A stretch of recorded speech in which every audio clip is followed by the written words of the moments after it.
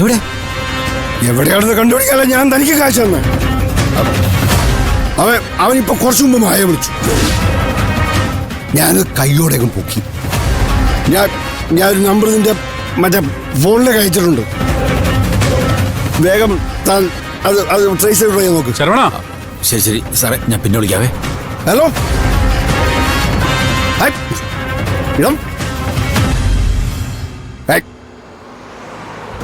ശരവണ, താനത്തോടെ എവിടെ നിൽക്കുന്നേ? ഞാൻ എവിടെല്ലാം നോക്കിന്നറിയോ?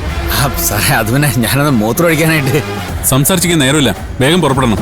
എന്താ സാറേ, എന്തെങ്കിലും ഇൻഫർമേഷൻ കിട്ടിയോ? പറയാം. താൻ വേഗം ഒന്ന് വണ്ടി കയറി. എടാ ശരവണ. പൂജ, പൂജ, പൂജ, പൂജ.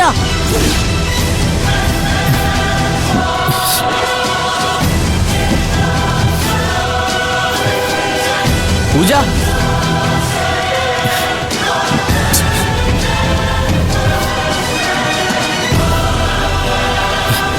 പൂജ, പൂജ.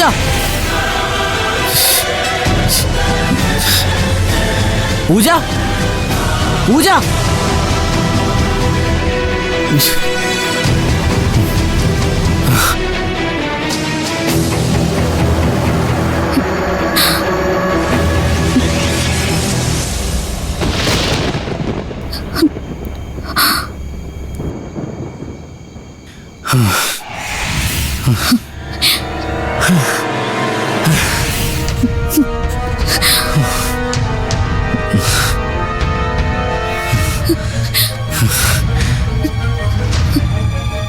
നീ എങ്ങനെ പൂജ എന്റെ മേളിലെത്തിയേ? ഞാൻ തന്നെ എന്ത് കഷ്ടപ്പെട്ടെന്നറിയോ? താനെന്തിനാ എന്നെ കാണുന്നു പറഞ്ഞത്? അത് പറ. പറയാം. ആദ്യം എനിക്കൊന്ന് ശ്വാസം വിടാൻ സമയം എന്താ? എനിക്ക് സമയമില്ല. തന്റെ കയ്യിലുള്ള ആ മഹാരഹസ്യം എന്താ? കേൾക്കാതെ പോയാ മോക്ഷം കിട്ടാത്ത ആ രഹസ്യം. ഞാൻ വേണ്ട, അടുത്ത് വരരുത്. ഇയാൾക്ക് എന്തെങ്കിലും പറയാനുണ്ടെങ്കിൽ അത് പറ. എന്നെ മരണത്തിൽ നിന്ന് പിന്തിരിപ്പിക്കാനാണ് ഈ അഭിനയൊക്കെയെങ്കില് ഇനി അത് വേണ്ട. ഞാൻ പറഞ്ഞില്ലേ, ഒരിക്കൽ തന്നെ വിശ്വസിച്ചതാ ഞാൻ ജീവിതത്തിൽ ചെയ്ത ഏറ്റവും വലിയ തെറ്റ്. പൂജ, ഞാൻ പറഞ്ഞില്ലേ ഇനി കുറച്ച് സംസാരിക്കണം. ജീവിതം പറഞ്ഞ് മോട്ടിവേറ്റ് ചെയ്യാനാണെങ്കിൽ വേണ്ടെന്ന് ഞാനും പറഞ്ഞല്ലേ. മരിക്കാനുള്ള എന്റെ തീരുമാനം ഞാൻ ഒരിക്കലും മാറ്റില്ല. മാറ്റരുത്. ഞാൻ പറഞ്ഞില്ലേ പൂജ, തന്നെ മരണത്തിന് പിന്തിരിപ്പിക്കാനൊന്നുമല്ല ഞാൻ വന്നേക്കുന്നത്. പിന്നെ എന്തിനാന്ന് പറ. ഞാൻ പറഞ്ഞില്ലേ എനിക്ക് അല്പം സംസാരിക്കണം. എനിക്കൊന്നും കേൾക്കണ്ടെന്ന് ഞാനും പറഞ്ഞതല്ലേ. അപ്പൊ താൻ എന്നെ പറഞ്ഞു പറ്റിക്കായിരുന്നല്ലേ? എന്ത്? മരിക്കുന്നതിന് മുൻപ് എന്തോ വലിയ രഹസ്യം പറയാനുണ്ടെന്ന് പറഞ്ഞില്ലേ ഞാൻ പറയാന്ന്. എന്ന് വേഗം പറയടോ. നിനക്ക് മരിക്കാം, പക്ഷെ മറ്റൊരാളെ കൊല്ലാനുള്ള അവകാശം നിനക്കില്ല. ഓ ഓ, ആ പഴയ ഡയലോഗ് തന്നെ.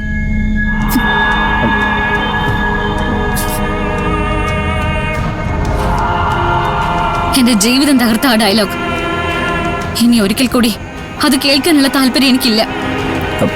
തനിക്ക് താല്പര്യമില്ലെങ്കിലും തന്റെ വയറ്റി വളരുന്ന കുഞ്ഞിനുണ്ടാവും. പഴയതുപോലെ ഭ്രൂണാവസ്ഥയല്ല അതിന്. ഇപ്പൊ അതിന് അവയവങ്ങളൊക്കെ ഉണ്ടായിട്ടുണ്ടാവും. പുറത്ത് നടക്കുന്നതൊക്കെ കേൾക്കാനും പ്രതികരിക്കാനും അതിന് പറ്റും.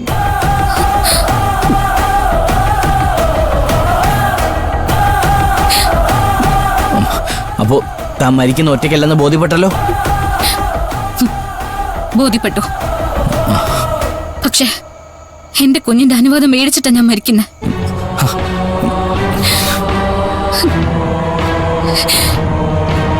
പുറത്ത് നടക്കുന്നൊക്കെ അതിനറിയാൻ പറ്റുന്നല്ലേ താൻ പറഞ്ഞു. അപ്പോ തീർച്ചയായിട്ടും അതൊരിക്കലും എന്നെ ശപിക്കില്ല. താനൊരു കൊലപാതകയാണെന്ന് ഭയന്നിട്ടാണോ ഇങ്ങനെ ഒരു തീരുമാനം എടുത്തേക്കുന്നത്? എടോ, നമ്പടി മരിച്ചിട്ടില്ല.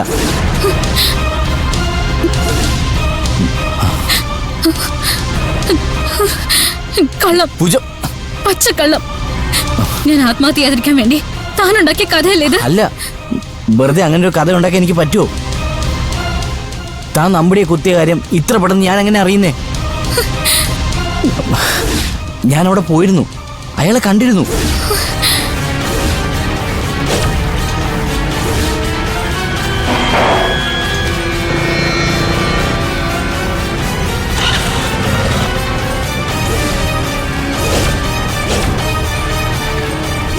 അയാളിപ്പോ അവിടെ ഇല്ല.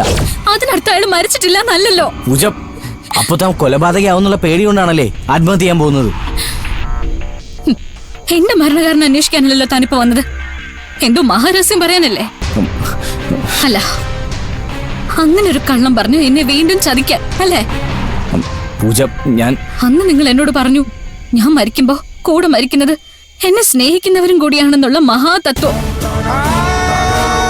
എന്നിട്ട് മരണം ഒഴിവാക്കി വന്നിട്ട് എന്നെ സ്നേഹിക്കുന്ന ആരും ഞാൻ കണ്ടില്ലല്ലോ. പൂജ, ആരാ പറഞ്ഞ നിന്നെ ആരും സ്നേഹിക്കുന്നില്ല എന്ന്? നിന്റെ അച്ഛനും അമ്മയെ സ്നേഹിക്കുന്നില്ലേ? നിന്റെ വയറ്റിൽ കിടക്കുന്ന കുഞ്ഞ് സ്നേഹിക്കുന്നില്ലേ?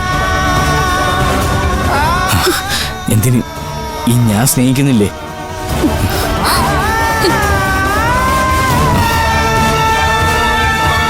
നീ വാ, നമുക്ക് പോവാം.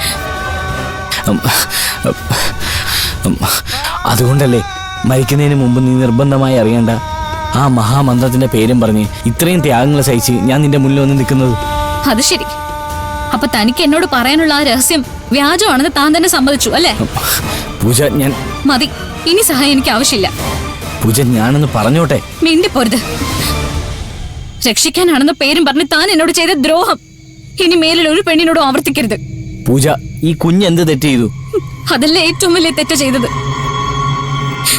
അത് ഈ വയറ്റിൽ കൊടുത്ത ശേഷമല്ലേ എനിക്ക് ദുരന്തം മുഴുവൻ സംഭവിച്ചത്. പൂജ, ചീപ്പ് സെന്റിമെന്റ്സുകളൊക്കെ ഇപ്പൊ പൂജ മാറ്റി വെച്ചു. എങ്കിൽ നീ തീരുമാനിക്കേണ്ടത് മരിക്കാനല്ലോ, ജീവിക്കാനല്ലേ? എനിക്ക് ജീവിക്കണ്ടെന്നേ. എന്നെ ജീവിപ്പിക്കാനും കൊല്ലാനും താൻ എന്റെ ആരാ? താനും ഞാനും തമ്മിൽ എന്താ ബന്ധം? എപ്പോഴെങ്കിലും ഒരു നോട്ടം കൊണ്ടുപോലും തന്നെ ഞാൻ പ്രണയിക്കുന്നു പറഞ്ഞിട്ടുണ്ടോ? ആദ്യം ചോദിച്ചപ്പോഴും അവസാനം ചോദിച്ചപ്പോഴും എന്റെ ഉത്തരം ഒന്നും തന്നെയായിരുന്നില്ലേ? പിന്നെ എന്താണ്, എന്തിനാ എന്റെ പിന്നാലെ ഇങ്ങനെ നടക്കുന്നത്? ചിലപ്പോ എന്റെ മരണം നേരിൽ കാണാനുള്ള വിധി തനിക്കുണ്ടാവും. അതുകൊണ്ടാവും തനിക്ക് ഇങ്ങനൊരു ദുർബുദ്ധി തോന്നിയത്. പൂജ, ഞാനൊന്ന് ഇല്ല, ഞാൻ തടുക്കുന്നില്ല. താൻ ഇവിടെ തന്നെ നിന്നോളൂ. എന്നിട്ട് എന്റെ മരണം നേരിൽ കണ്ടോളൂ. പൂജ, ഗുഡ് ബൈ.